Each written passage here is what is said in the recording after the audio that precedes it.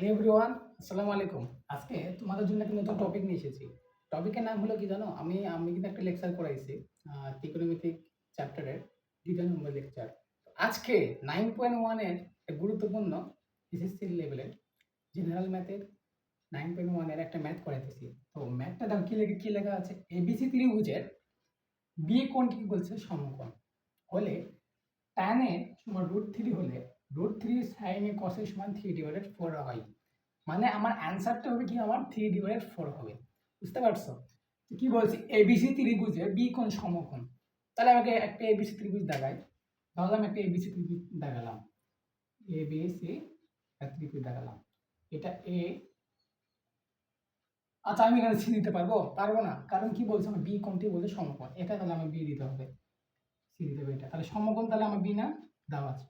তো টানে, আচ্ছা আমরা যখন বলছিলাম যে সমকোণী ত্রিভুজের ক্ষেত্রে বলছিলাম কি যে কি কি সূত্রগুলো অ্যাপ্লাই হবে। আমি একটু আগে, কয়েকদিন আগে আমি একটু লেকচার করেছিলাম যে সাগরে লবণতি, তেরা লম্বা ভূত, কবরে ভূততি। তো ভাইয়া দেখো তো, এটা আমার কি দেওয়া আছে ভাইয়া? ট্যানে দেওয়া আছে না? ট্যানে তাহলে কি লেখা যায়? তেরা লম্বা ভূত না? তেরা লম্বা ভূত মানে তাহলে ট্যানের সময় কি লেখা যায়? তেরা লম্বা ভূত, লম্ব ডিভাইডেড ভূমি। তাহলে লম্ব কত ভাই এখানে? √3 না? আর নিচে কি আছে? 1 আছে না? নিচে কি আছে আমাদের? 1। তাহলে 1, তাহলে আমার তাহলে লম্ব, তাহলে আমার কি ভাইয়া? √3 না? ভূমি কি 1? বুঝতে পারছো? ঠিক আছে, কারণ টাইনের সময় কি লেখা যায়? টেরা লম্বা ভূত।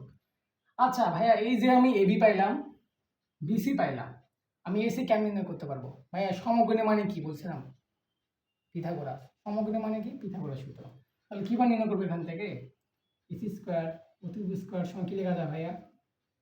লেখা যায় না? এবি স্কোয়ার বিসি স্কোয়ার, আমি যে মান বসে দিই, এসি স্কোয়ার সময় এবির মান কত দেওয়া আছে ভাইয়া? √3 দেওয়া আছে না? √3 লিখলাম। বিসির মান কত দেওয়া আছে ভাইয়া? 1। তাহলে অর্থাৎ এসি মান আমি পাইলাম কত ভাইয়া?